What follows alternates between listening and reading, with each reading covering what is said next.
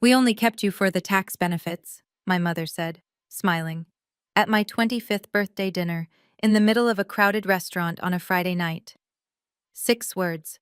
That's all it took to demolish 25 years of everything I thought I knew. But here's the part my mother didn't know. I had been preparing for this exact moment for 8 months. And the people sitting 3 tables behind her? They weren't strangers. I didn't cry. I didn't walk out. And I reached into my bag and pulled out an envelope, and everything inside that restaurant changed. But to understand why, you need to hear the whole story. Before I go on, if this story connects with you, take a second to like and subscribe, and drop your location and local time in the comments. I love knowing where you're listening from. I'm Paige. I'm 25. I live in one of those small towns where everybody knows your name and your parents' version of the truth. Now let me take you back 8 months, to the night I found a folder that was never meant for my eyes. 8 months before that dinner, I'm on my hands and knees in my parents' basement sorting boxes. Lorraine, my mother, asked me to clear space for my cousin Brittany's things. Brittany's moving back to town after a breakup, and apparently the basement needs to be spotless by next week. Lorraine didn't ask nicely. She never does. She just left a sticky note on my apartment door. Basement, Saturday, don't forget. So here I am, covered in dust, dragging cardboard boxes across a concrete floor. Most of it is old Christmas decorations and Glenn's fishing gear. But tucked behind the water heater, I find a box sealed with packing tape, Lorraine's name written across the top in faded marker. I shouldn't open it. I open it. Inside, a manila folder. And inside that folder, my entire life rearranges itself. An official adoption certificate. A birth certificate I've never seen, the original one, with the name Baby Girl Dunbar typed in the center. And underneath both of those, a receipt from a tax consultant. A single line highlighted in yellow. Adoption tax credit, $5,400. I sit on that cold basement floor for 40 minutes. Not crying, just recalculating every memory I have. Every time Lorraine reminded me how lucky I was. Every time Glenn looked away when I asked about baby photos. And every Christmas card that read, "Our greatest blessing," in Lorraine's handwriting, sent to every neighbor on the block. I pull out my phone and call my best friend Claire. She picks up on the second ring. "What's wrong?" "I need you to come over, not to the house, to the parking lot behind the clinic." "Paige, you're scaring me. Just come." I fold the birth certificate, slide it into my jacket pocket, and put Lorraine's box back exactly where I found it. At the name Dunbar burns against my ribs the whole drive to the clinic. That name would change everything. But not yet. Claire meets me in the gravel lot behind Dr. Weller's vet clinic, still wearing her scrubs from the afternoon shift. She reads the birth certificate under the dome light of her Civic, then reads it again. "Dunbar," she says quietly. "You ever heard that name before?" "Never." She sets the paper down. "Remember the DNA kit I gave you for Christmas?" "I do. An ancestry kit. I'm still in the plastic wrap, shoved in my bathroom drawer. I told her I didn't need it. I told her I already knew who I was. That feels like someone else talking now. "Use it," Claire says. "Tonight." So I do. Cheek swab, registration code, sealed envelope. I drop it in the mailbox outside the post office at 11 p.m. 6 weeks for results. 6 weeks to keep my face normal. And for 6 weeks I watch Lorraine with new eyes. I notice things I always noticed, but never named. At the way she says, "After everything we've done for you," whenever I ask to borrow the truck. The way she tells the neighbors, every single one, how adopting me was the hardest and most selfless decision of my life. But her voice carries pride, not pain. The way Glenn goes quiet whenever Lorraine starts that story, finding something very interesting to look at on his shoes.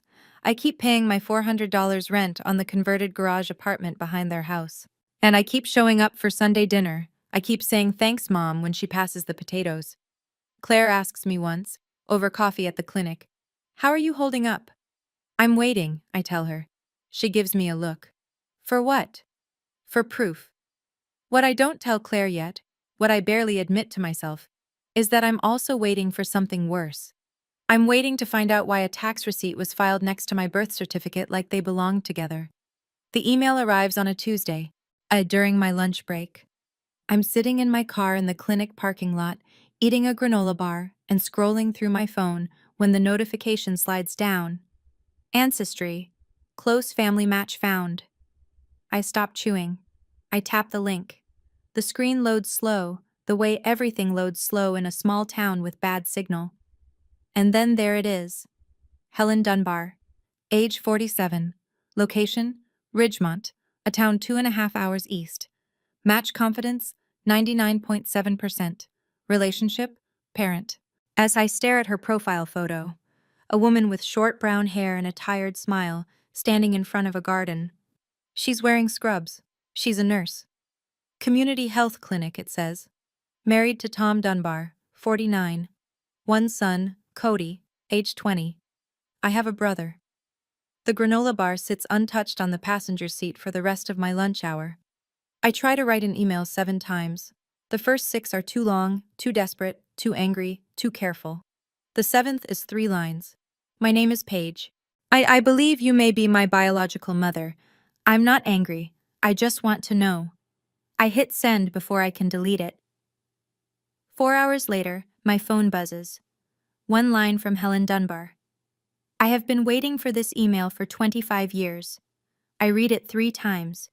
Then I lock my phone, press it against my chest, and sit in the clinic parking lot until the sun drops behind the tree line. For 25 years, I thought the people who raised me were the only family I'd ever have. Now, a woman 2.5 hours away is telling me she's been counting the days since she lost me. But Lorraine Mercer doesn't know any of this. Not yet. For 3 months, I live in 2 worlds. On my days off, I drive 2.5 hours to Ridgemont. The first visit, Helen's hands shake so badly she nearly drops the lasagna dish. Tom shakes my hand at the front door and says, "Welcome home, kid," like he's been rehearsing it all week and still almost can't get it out. Cody, 20, lanky, loud, shows me photos of Helen when she was young.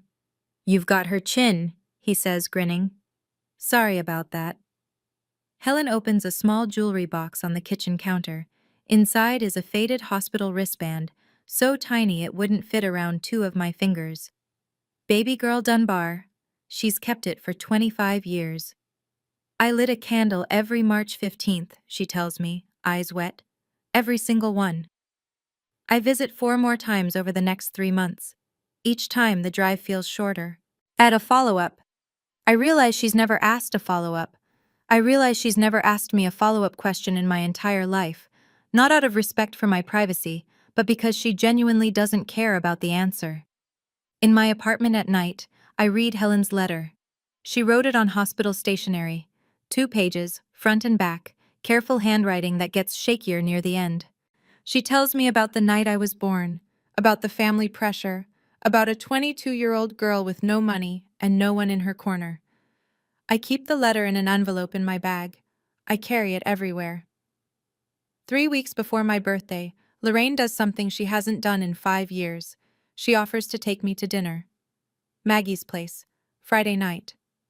Just the 3 of us, she says. Though we have something important to discuss. That sweetness in her voice. I've only ever heard it when she wants something. I know exactly what's coming. 2 weeks before my birthday, I come home from work and find a typed note on my kitchen table. No greeting, no dear Paige, just a single paragraph. Effective next month, rent for the garage apartment will increase from $400 to $850 per month. If this is not workable, a 30 days notice to vacate is required. Lorraine's signature at the bottom. Neat, final. I sit down and do the math on the back of a grocery receipt. $850 for the apartment, $350 for health insurance if I get dropped from the family plan, and something tells me that's next. That's $1,200 a month on a vet technician's salary before food, gas, or the student loans I took out for community college. It doesn't work. It's not meant to work. As I walk across the yard to the main house, Glenn is in the kitchen pouring coffee. "Did you see the note?" I ask. He doesn't look up. "Your mother has her reasons, Paige. Brittany needs a place." "And where do I go?" Glenn stirs his coffee. The spoon clinks against the mug 3 times. He doesn't answer. I stand there for 10 seconds. Then I walk back to my apartment, open my laptop, and search rental listings in Ridgemont.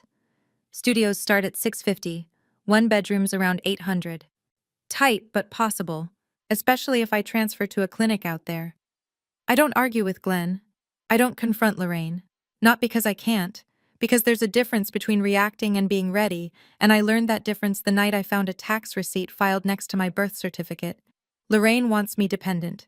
That's her leverage. The cheap rent, the insurance, the documents she's held in a locked box my entire life. But leverage only works when the other person has no options. I'm building options. The next morning, I sit in the clinic break room and call the insurance company. If my parents remove me from their family plan before I turn 26, I ask, what are my options? The representative is polite, efficient. They can remove you at any time. You'd have a 60-day qualifying event window to enroll in a marketplace plan. What's the cheapest plan in my area? She types. For a single 25-year-old in a rural zone, roughly 300 to 400 per month. High deductible.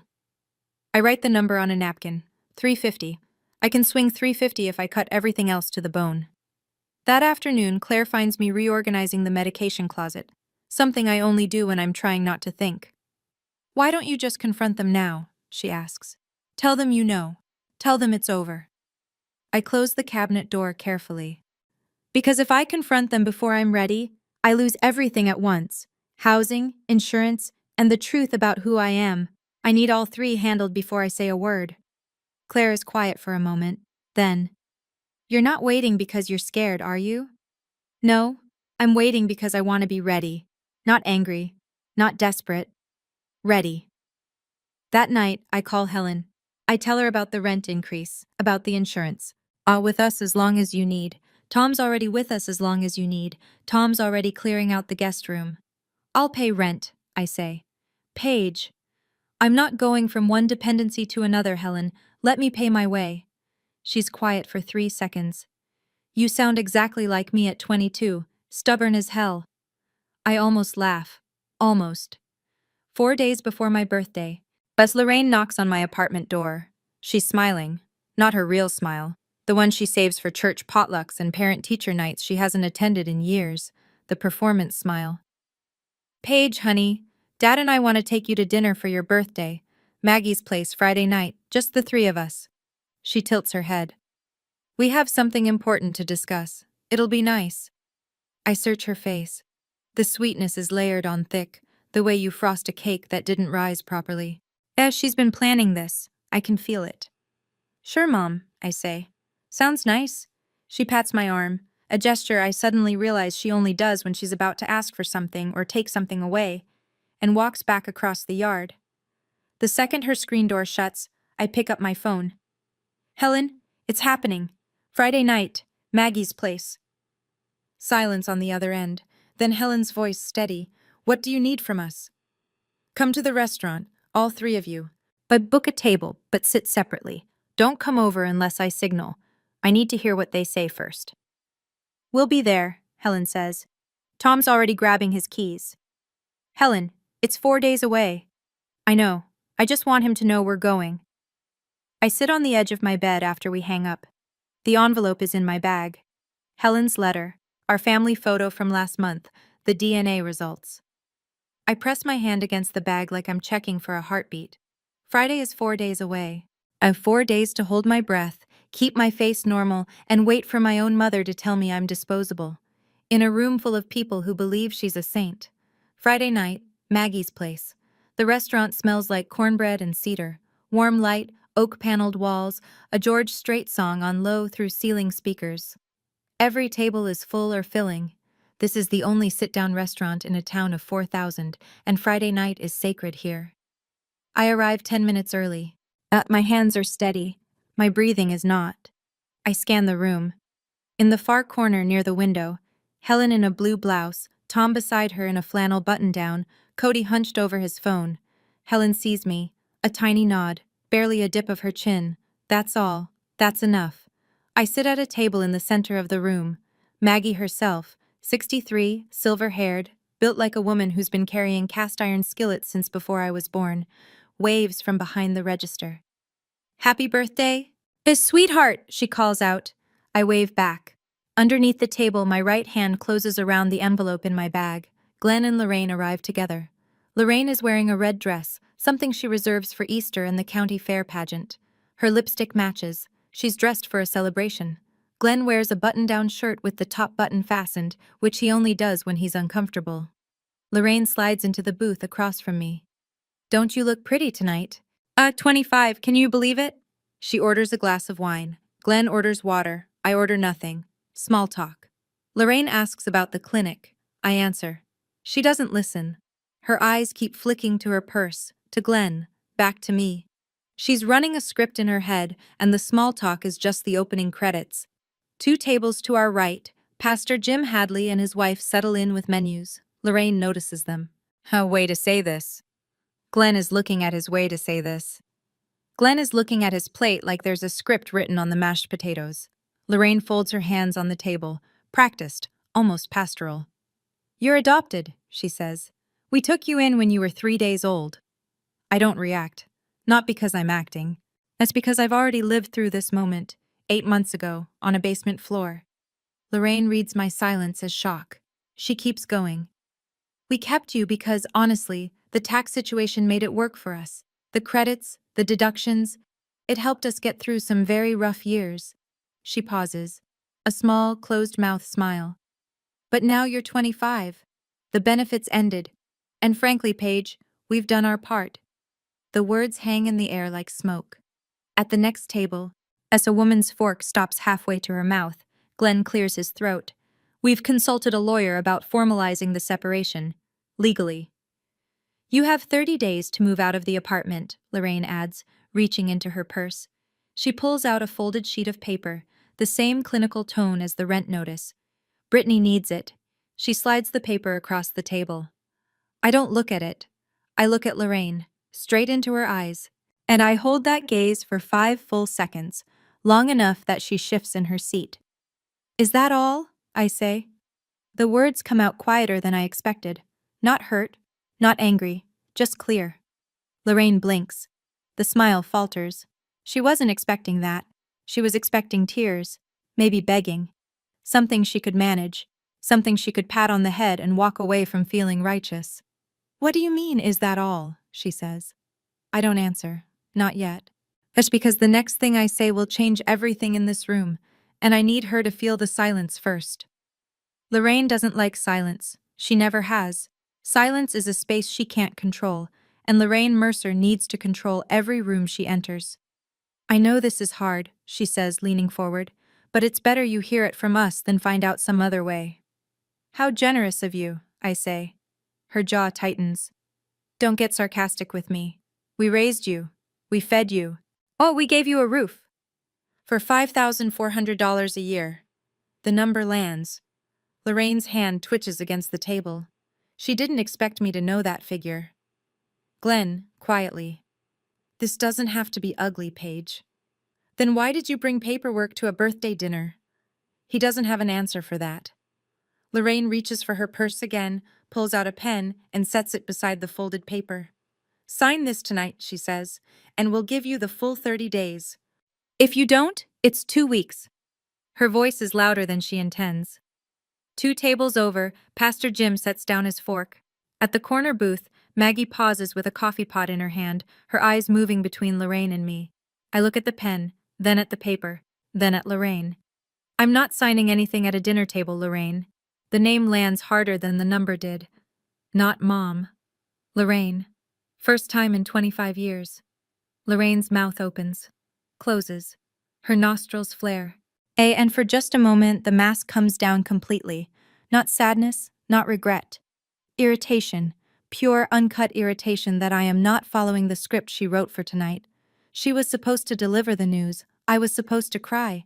She was supposed to comfort me just enough to feel noble. I was supposed to sign. I didn't. "Excuse me?" Lorraine's voice drops to a hiss. "I am still your mother." "You just told me you're not." The sentence sits between us like a wall. Then Glenn makes a sound, half cough, half groan, and shifts in his seat. Lorraine's grip on her wine glass tightens until her knuckles go white. "I raised you," she says. "That makes me your mother." "Then why does it feel like a transaction that just expired?" Lorraine's eyes dart around the restaurant. She can feel people watching. This was supposed to be contained, quiet. A tidy little handoff. But I'm not cooperating, and Lorraine Mercer cannot stand a scene she doesn't direct. Fine, she says, and her voice shifts, sharper now, the pretense of gentleness falling away. You want the truth? Your real mother was some girl from Ridgemont who couldn't even take care of. Stop. One word. Low, clear. I hold up my hand, palm out, and Lorraine actually stops mid-sentence. Not because she respects me, because the look on my face is something she hasn't seen before, and it unsettles her. You don't get to talk about her, I say. Not tonight. And not ever. Her? Lorraine almost laughs. You don't even know her. I don't answer. Instead, I reach into my bag and pull out the envelope, slowly. I set it on the table between us, next to the unsigned paper and the untouched pen. Lorraine stares at it. Plain white envelope, slightly bent at the corner from months inside my bag. What is that? She says. I let the question hang. Glenn leans forward, squinting. Pastor Jim, 2 tables over, has stopped pretending not to listen. As I rest my fingertips on the envelope and wait. Because what's inside this envelope is going to dismantle every story Lorraine Mercer has ever told about herself, and I want her to feel it coming before it arrives. Lorraine can't stand the silence. She never could. Answer me, Paige. What is in that envelope? I say nothing. My fingers rest on it, waiting. And that's when Lorraine makes the mistake I knew she'd make. Because when Lorraine can't control a conversation, well, you away like yesterday's trash. At least you away like yesterday's trash. At least we took you in. At least we gave you something. The table next to us goes silent. I hear a fork hit a plate, not set down, dropped. Pastor Jim turns fully in his chair. Maggie, behind the register, puts down the coffee pot. Glenn reaches for Lorraine's arm. Lorraine, maybe. No. She shakes him off. Gee, she needs to hear this. Nobody else wanted you, Paige. She leans in, her voice carrying in that way it does when she's forgotten there are walls. Nobody. I feel the heat rise from my chest to my jaw. Not shame. Something older and sharper. Something that has been building for 8 months, waiting for exactly this line to be crossed. Because I've met Helen Dunbar, I've sat at her kitchen table. I've read her letter, the one where she describes the night she gave birth alone at 22, while her family pressured her to sign papers she didn't understand. I know who Helen is, and hearing Lorraine call her some druggie in front of 40 people is the one thing I cannot let stand. In the far corner, Helen has heard every word. Tom's hand is on her shoulder. Cody's jaw is clenched. I look at Lorraine. Are you done? I say. She straightens her dress. Yes. And I set it beside my water glass. Second, a $1 bill. I set it beside my water glass. Second, a printed DNA report, 99.7% match. I lay it flat on the table. Third, a photograph, taken last month. Me, standing between a woman and a man, all 3 of us squinting in the sun, smiling.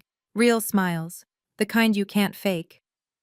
I set the photo in the center of the table. I facing Lorraine. Funny you should bring up my real mother, I say. Because I found her, 8 months ago. Lorraine's face goes still, not shocked, frozen, like a screen that's crashed but hasn't turned off yet. Glenn pushes back from the table, his chair scraping the floor. Her name is Helen Dunbar. She's a community health nurse in Ridgemont. She's been waiting 25 years to find me. I keep my voice level, every word measured. She didn't throw me away. She was 22, and alone, and her family forced her hand. That's not the same thing as being unwanted. Lorraine looks down at the photograph. She sees me standing between 2 people she's never met, wearing an expression she's never seen on my face. A daughter who looks like she belongs. That's... You can't... Lorraine starts, but the words tangle. And one more thing, I say. I pause. Not for drama. Because I need this next sentence to land exactly right. They're here, right now. In this restaurant. Lorraine's head snaps up. Her eyes dart across the room, past the booths, past the bar, past Pastor Jim, searching. Glenn grips the edge of the table like the floor just tilted, and in the far corner, Helen Dunbar sets down her napkin and waits for my signal. Okay, I need to pause the story here for a second because I know what some of you are thinking. Paige, why didn't you just leave months ago? Why wait for their big reveal? Fair question. Honestly? Well, part of me needed to hear it from their mouths. Not from a piece of paper in a basement, but spoken out loud with witnesses. Because that's the difference between suspecting something and knowing it. Now, what do you think Lorraine did when I said my biological family was sitting in the restaurant? Did she apologize? Did she double down? Did she try to bolt? Drop your guess in the comments. All right, back to Friday night at Maggie's. I turn toward the far corner of the restaurant. I nod once. Helen stands, then Tom, then Cody. 3 people rise from their table and begin walking across Maggie's place. Not fast, not slow, not making a scene. Just walking. The way you walk towards someone you've been looking for your whole life.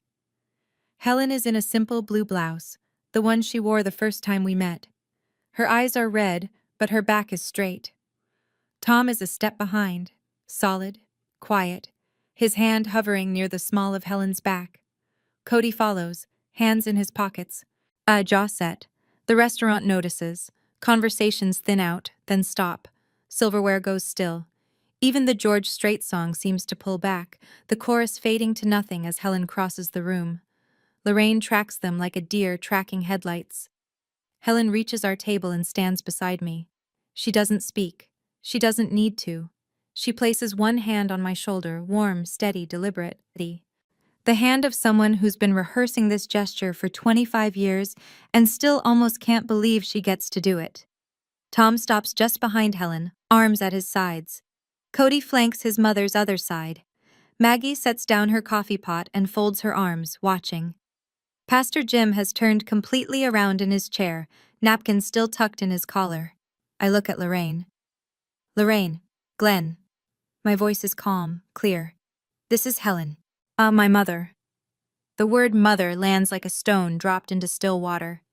I watch the ripple cross Lorraine's face. Confusion, recognition, fury, all in the space of a breath. She opens her mouth, but Helen speaks first. I'm not here to cause trouble, Helen says. Her voice is quiet, calm. The voice of a woman who speaks to scared patients all day and has learned that volume never helps. I'm here because my daughter asked me to be. Lorraine stands so fast her chair bumps the table. Then wine sloshes over the rim of her glass and pools on the paper she brought for me to sign. Your daughter? Lorraine's voice pitches high. I raised her for 25 years. And you just told her she was useless. The sentence travels. I hear it land at the next table, at Pastor Jim's booth, at the bar. Maggie's hand rises to her mouth. Lorraine spins toward Glenn. Say something! Glenn opens his mouth, closes it. His hands are flat on the table like he's trying to keep it from floating away. He says nothing. Lorraine turns back to me. Her eyes are wild now, not hurt, not ashamed, cornered. You planned this, she says. You planned this to humiliate me. No, I say. I planned this so I wouldn't be alone when you did what you did. She blinks hard. The distinction between revenge and self-protection doesn't register. It won't. Not tonight. Maybe not ever. Lorraine scans the room, and every pair of eyes she meets looks away or holds steady, but none of them offer what she's looking for. Karen from the post office, the woman Lorraine has told the selfless mother story to 100 times, is sitting 4 tables back with her hand over her mouth. She heard everything, the tax benefits, the useless, the nobody wanted you. Karen heard it all, and Lorraine can see it on her face. This is completely inappropriate, Lorraine says, but her voice has lost its edge. I was a tax write-off too, I say. You was a tax write-off too, I say. You didn't seem to mind then. Glenn's face collapses. Not dramatically, quietly, like a wall settling after years of bad foundation. He knows I'm right. He knows it the way you know your back tire is flat. You felt it pulling for miles, and you just kept driving. Tom steps forward. Not aggressively. He simply moves to stand beside Helen, one hand resting on the back of my chair. His presence fills the space Glenn left empty. We're not here for a fight, Tom says. His voice is low, calm, and carries the particular weight of a man who builds things with his hands and doesn't waste words. We're here for Paige. Glenn looks at Tom. For one long exposed moment, the 2 men occupy the same frame, and the comparison needs no narration. One man drove 2.5 hours to stand behind a daughter he barely knows. The other couldn't stand up to his wife across a dinner table for the one he raised. Glenn reaches for his jacket on the back of his chair. I think we should go, Lorraine. I'm not going anywhere until she apologizes, Lorraine says, but her voice is cracking at the seams. She points at me. After everything I have nothing to apologize for, I say. Lorraine stares at me. I hold her gaze. I don't blink. I don't soften. And I don't raise my voice because I don't have to. The room is already listening. Glenn stands and walks toward the door. He doesn't take Lorraine's arm. He doesn't wait for her. For the first time in 30 years, Glenn Mercer walks away from his wife in public, and Lorraine is left standing alone. Lorraine's eyes sweep the restaurant one last time, searching for an ally. They land on Pastor Jim. Jim? Her voice breaks slightly. You know me. You know what kind of mother I've been. Tell them. Pastor Jim looks at Lorraine for a long moment. His wife places a hand on his forearm. The whole restaurant holds its breath, because Jim Hadley has stood at that pulpit for 19 years, and when he speaks, this town listens. I think maybe this is a conversation you need to have with God and with your daughter, Lorraine, he says gently. Not with me. No judgment in his voice, no harshness. Somehow that makes it worse. Lorraine's face does something I've never seen before. It crumples. Not into sadness, into the realization that the story she's been telling for 25 years has just ended, and every person in this room watched it happen. She grabs her purse, doesn't pick up the unsigned paper, doesn't take the pen, doesn't look at me. She walks to the door, heels clicking on the hardwood floor. It's the loudest sound in the restaurant. Glenn is waiting by the exit. Before he follows Lorraine out, he turns back. His mouth opens. I think he's about to say something. An apology, maybe. An explanation. A goodbye. But nothing comes. He looks at me, then at Helen's hand on my shoulder, and he closes his mouth. Nods once, slow and small, like a man acknowledging something he should have acknowledged years ago. The front door swings shut behind them. A bell jingles overhead. The restaurant exhales. I look down at the table. Lorraine's wine glass still half full. The paper is soaked and unsigned. The pen uncapped and useless. And beside them, my photo, my letter, and the truth she couldn't outrun. The noise comes back in layers. A murmur at the booth near the window. A fork scraping a plate. The kitchen door swinging open, swinging shut. George Strait picks back up mid-verse, and life at Maggie's place begins to reassemble itself around the empty chair where Lorraine Mercer sat. Helen slides into that chair. Tom takes the one beside her. Cody drags a chair from the next table and wedges it in at the end, his long legs bumping the table leg. Nobody speaks for a few seconds. Helen is holding my hand. Her fingers are cold. She's been gripping the armrest at her own table for the last 20 minutes. But her hold is firm. She's not letting go. Then her eyes fill. Not the polite dabbing at the corners kind. The real kind. 25 years of not knowing, not holding, not being there. All of it rising at once. I'm sorry I wasn't there sooner, she whispers. I squeeze her hand. You're here now. That's what matters. Tom clears his throat. His eyes are red too, but he's the kind of man who'll hold that in until he's alone in his truck later tonight. He pulls a napkin from the dispenser and sets it quietly beside Helen. The silence stretches, warm and strange and ours. Then Cody picks up a menu. So, can we order? He says. I drove 2.5 hours and I'm starving. The laugh that comes out of me is sudden and messy and completely real. Helen laughs too, a wet, hiccuping sound that makes Tom grin. Even Pastor Jim, 2 tables over, cracks a smile. And then Maggie appears at our table with extra place settings balanced on her forearm. This one's on the house tonight, she says. All of it. She walks away before anyone can argue. As after the food arrives, Cody ordered both the ribs and the chicken fried steak, I pull Helen's letter from the envelope. Can I read part of this? I ask her. Out loud? Helen's hand goes to her throat. She nods. I unfold the hospital stationery. 2 pages, front and back, in handwriting that starts neat and gets shakier by the second paragraph. I don't read all of it. Just a piece. The part I think matters most. Helen wrote about the night I was born. A Thursday. Raining. She was 22, alone in a delivery room, and the only person who came was a nurse named Diane, who held her hand through the last 3 hours. She wrote about the hospital wristband they fastened to my wrist, how she memorized every letter before they took me to the nursery. She wrote about the candles. Every March 15th, I read aloud. I light a candle and I set it on the kitchen windowsill. Tom knows, Cody knows, they never asked me to explain. I have never missed a year. I fold the letter. The table is quiet. Tom is looking at his plate. Cody is looking at his mother. I don't read the rest, because the rest is between Helen and me. About the family who pressured her. About the papers she signed at 22 without anyone explaining what they meant. About 2 decades of guilt that Helen carried like a second skeleton inside her body. But the restaurant has heard enough. That Karen, Lorraine's coworker from the post office, gets up from her table and walks over. She stands next to me, clutching her napkin. "I'm so sorry, Paige," she says. "I didn't know." I nod. "Thank you, Karen." She goes back to her seat. I watch her pull out her phone and begin typing. By morning, every person in this town will know. The photograph is still lying in the center of the table, beside the pool of Lorraine's spilled wine. Maggie comes by to clear the wet paper and the pen Lorraine left behind. She pauses when she sees the photo, picks it up carefully, tilts it toward the light. "Is this your family, honey?" she asks. I look at Helen, who is wiping her eyes with the napkin Tom gave her. At Tom, who is quietly cutting Cody's chicken fried steak because Cody already destroyed the ribs and is too proud to ask for help. At Cody, who catches me looking and grins with barbecue sauce on his chin. "Yeah," I say. It is." Maggie studies the photo for another moment.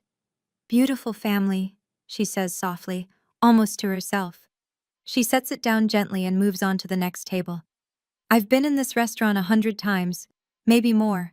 Every visit, Lorraine would make a point of greeting everyone, the hostess, the regulars, the pastor, and somewhere in the hellos, she'd work it in. Paige is so lucky we took her in. Adoption is the greatest thing we ever did. We gave her everything. And every time, I'd smile, nod, play the role of the grateful daughter in Lorraine's one-woman show. Tonight is the first time I've sat at a table in Maggie's place and not performed a single thing." Cody nudges me with his elbow. "Hey, sis, you gonna eat your cornbread or can I have it?"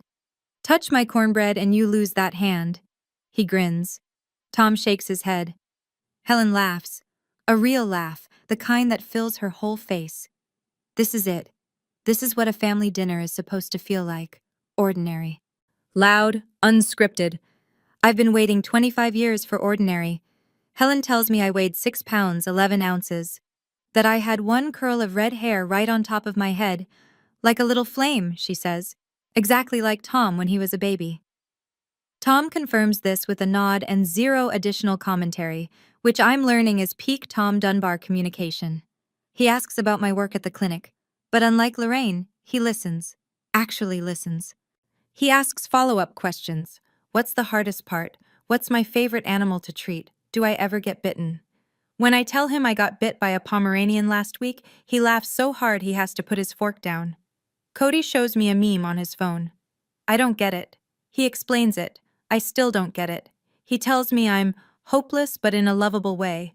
And I realize this is probably how siblings talk to each other, and I've been missing it my whole life. For an hour, we eat, we talk. Nobody brings up Lorraine.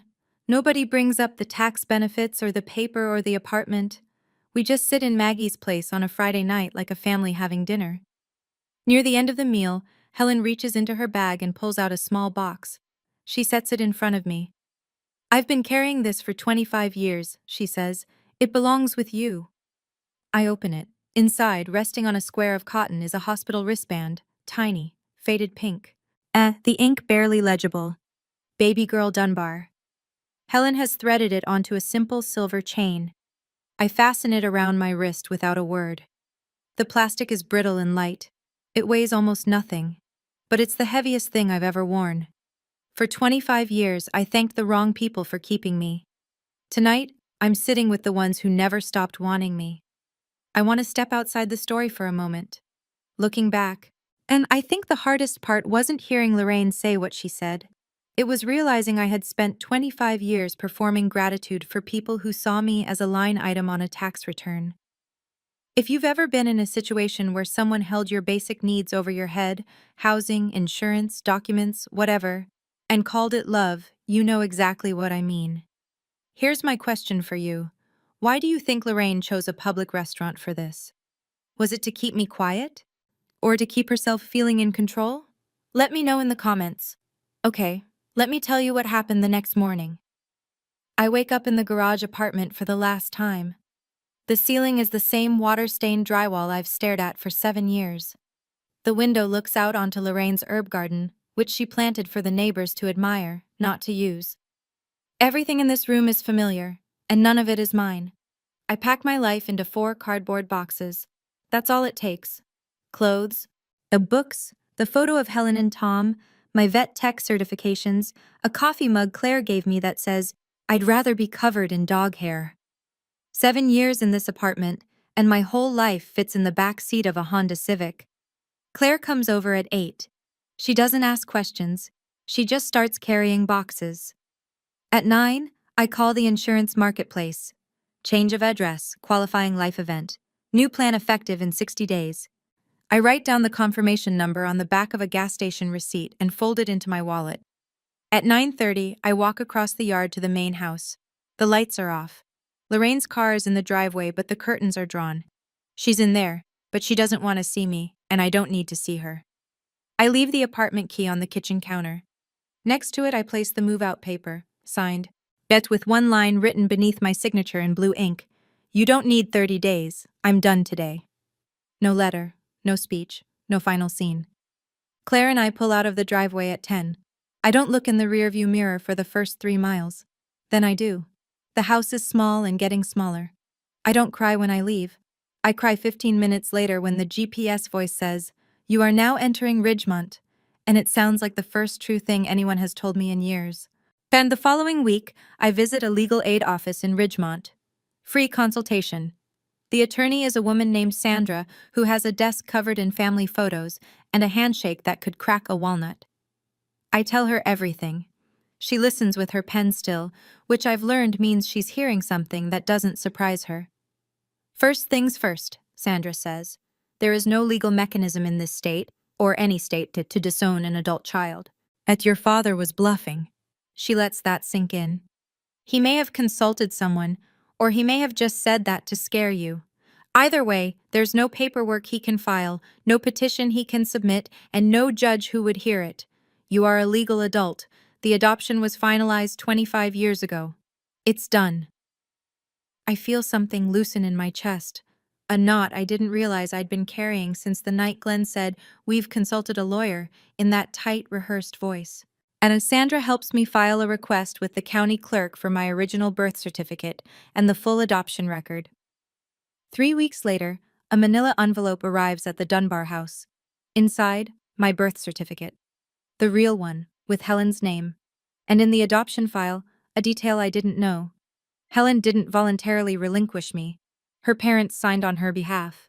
She was 22, but at the time in that county, the family had pressured her through a process she barely understood. And no one explained her rights. No attorney represented her. Helen was in the kitchen when I read that page. I didn't show her, not yet.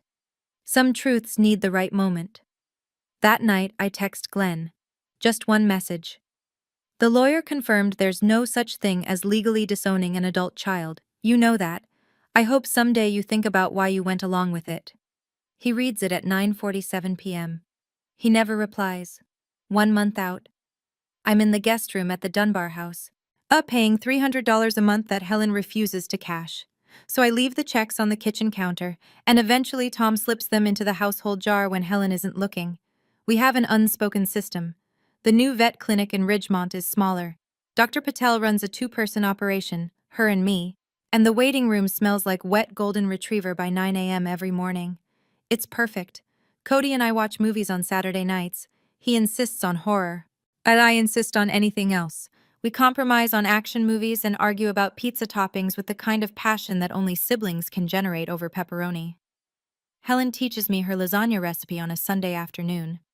Midway through layering the noodles, she stops and stares at my hands. "You roll your sleeves the same way I do," she says. I look down. She's right. Same fold, same crease, same tuck at the elbow. 25 years apart, and our hands learned the same habit.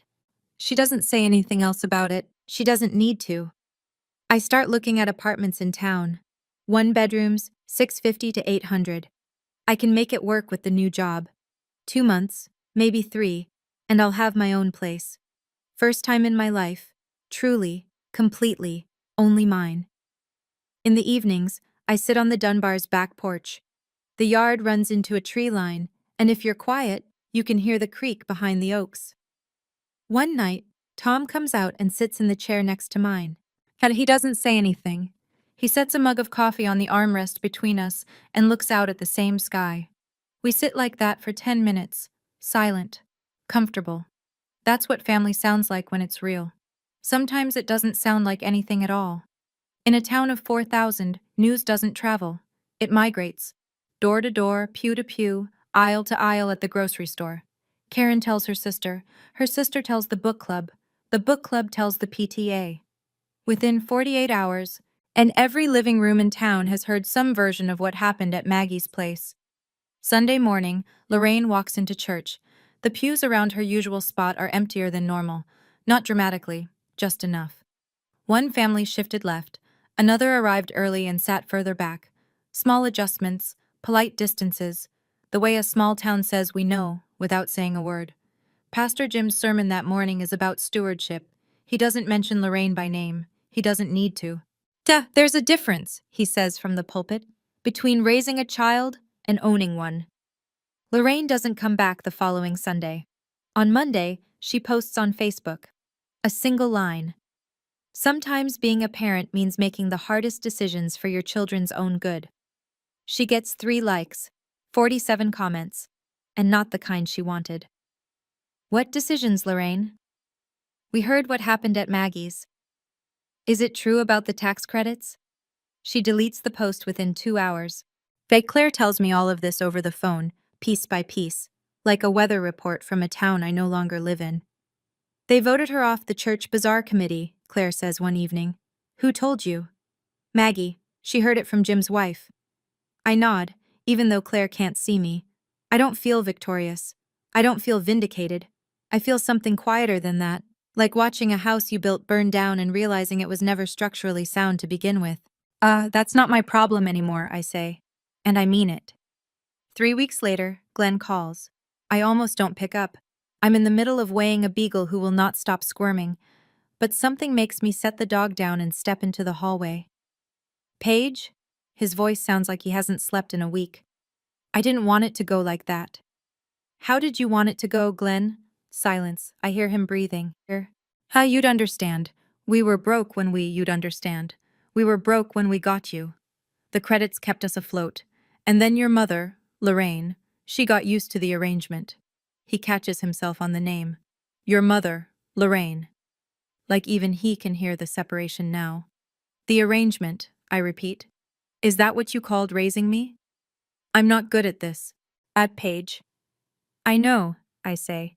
You were never good at standing up when it mattered. He's quiet again. I can hear a TV in the background. Some game show. He's alone. I'm not angry, Glenn, I say. And I realize as I say it that it's true. Anger left me somewhere around Ridgemont. What's left is something heavier and quieter. I'm just done. Can we? He stops, doesn't finish the sentence. As I think he was going to say try again, or start over, or some other phrase that sounds hopeful in the mouth and hollow in the ear. Maybe someday, I say. But right now, I need space. And you need to figure out why you let her do what she did for 25 years. I hang up, set the phone on the counter, go back to the beagle. He doesn't call again. But on Tuesday mornings, a 2-word text arrives. Hope you're well. I reply, I am. That's enough, for now. Claire gives me the update in her usual deadpan. Brittany moved out. I'm restocking exam room supplies, counting heartworm pills. Moved out of what? Your apartment, the garage. She lasted 6 weeks. I stopped counting. What happened? She heard the whole story from about 15 different people. Told her friends she felt like she was living in someone else's eviction. Moved in with a roommate on the other side of town. I think about Brittany, 23, fresh off a breakup, and just looking for a cheap place to crash? She didn't ask for any of this. She was just the excuse Lorraine needed. She texted me, actually, I tell Claire. Brittany texted you? Found me on Facebook, said, "Hey, I'm sorry about what happened. If it helps, I didn't ask for any of this either." What did you say? I know, it's not your fault. Because it isn't. Brittany is a pawn, same as I was. Just a different square on Lorraine's board. Claire is quiet for a moment. And then, so the apartment's empty now. Yeah. Lorraine kicked you out for Brittany. Brittany left. And now the apartment is just sitting there. Yep. That's poetic. That's Lorraine. The irony isn't lost on me. Lorraine dismantled my life, my housing, my insurance, my identity, to make room for a niece who didn't want to stay. She lost her daughter, her community standing, and her church committee seat. And the apartment is empty. The whole thing was for nothing. As Claire also tells me, Lorraine's been avoiding Maggie's place, drives 20 minutes to the next town for groceries, hasn't been seen at the salon or the post office social hour. She's building her own exile, brick by brick. I don't comment. I don't celebrate. I just go back to counting heartworm pills. Some things sort themselves out. 1 year later, March 15th. I'm 26, and for the first time in my life, my birthday dinner doesn't come with a script. At the table at the Dunbar house is set for 5. Helen made lasagna, the same recipe she taught me, except hers is better and probably always will be. Tom grilled steaks on the back porch because you can't have a birthday without something charred.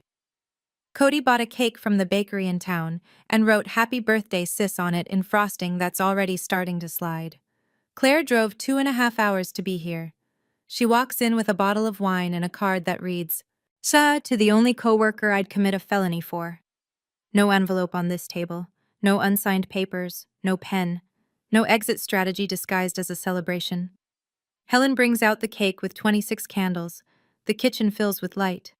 "This is the first time I get to do this in person," she says, and her voice catches on the last word. I close my eyes over the candles. I don't make a wish. Everything I need is already sitting at this table, loud, imperfect, and here. I blow them out. Cody claps. Tom reaches over and squeezes my shoulder. Claire raises her wineglass. Helen cries a little, which makes me cry a little, which makes Cody roll his eyes and say, "Here we go," which makes everyone laugh. On my wrist, the hospital bracelet on its silver chain, faded pink plastic, barely legible ink. I wear it every day, not as a reminder of what I lost, as proof of what I found. I have my own apartment now, $650 a month, second floor, with a window that faces the tree line. And I pay every bill myself. Marketplace insurance, my name on every document, nobody's tax benefit, nobody's arrangement, just Paige. So here's what I want to leave you with. Not advice. I'm 26. I'm in no position to give advice. Just what I've learned. Lorraine didn't destroy me that night at Maggie's. She freed me. She just didn't know it. I don't hate her. Hate takes energy I'd rather spend on the people who actually want me around. And honestly, hating Lorraine would mean she still occupies space in my life, and I've spent 25 years giving her space she didn't earn. Glenn texts me sometimes. Short messages, always on Tuesday mornings. "Hope you're well." I reply, "I am." 2 words, but I mean them. Maybe someday we'll have a longer conversation. Maybe we won't. That door isn't locked. It's just closed. And I get to decide when it opens. Helen and I are still learning each other. She apologizes too much for missing my first word, my first day of school, my first everything. I tell her to stop. She cries. I get awkward. We're both figuring it out. That's okay. Real families aren't perfect. They're present. Tom taught me how to change a tire last month. I'm 26. I should have learned at 16. But the man who was supposed to teach me was too busy not making waves. Cody still sends me memes I don't understand. I pretend to get them. He knows I'm pretending. It's our thing. And here's the part I want you to hear. Whoever you are, wherever you're listening, if someone holds your basic needs hostage, housing, insurance, documents, access, and calls it love, that's not love, that's leverage. And you don't owe gratitude for leverage. I didn't get revenge that night at Maggie's place. I got clarity. And clarity, it turns out, is louder than any speech I could have given. Tonight, I'm sitting in my apartment in Ridgemont. The one with the window that faces the trees. The dishes from dinner are still in the sink. Claire left an hour ago. Cody texted me a birthday meme. I don't get it, but I sent a laughing emoji anyway. On my kitchen windowsill, I set a candle, just a simple white taper in a glass holder, the kind you buy for $2 at the hardware store. I light it. For 25 years, Helen lit a candle on this date. Every March 15th, a small flame on her kitchen windowsill, marking the birthday of a daughter she couldn't hold. Tom knew. Cody knew. They never asked her to explain. It was just what she did. A quiet ritual of love that never stopped, even when she had no reason to believe it would ever be returned. Now it's my turn. But I'm not lighting this candle for loss.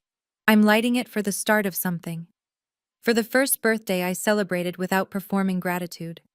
For the first year I've lived on ground that nobody can pull out from under me. For Helen, who waited. For Tom, who showed up. For Cody, who called me sis before I was ready to hear it, and kept saying it until I was.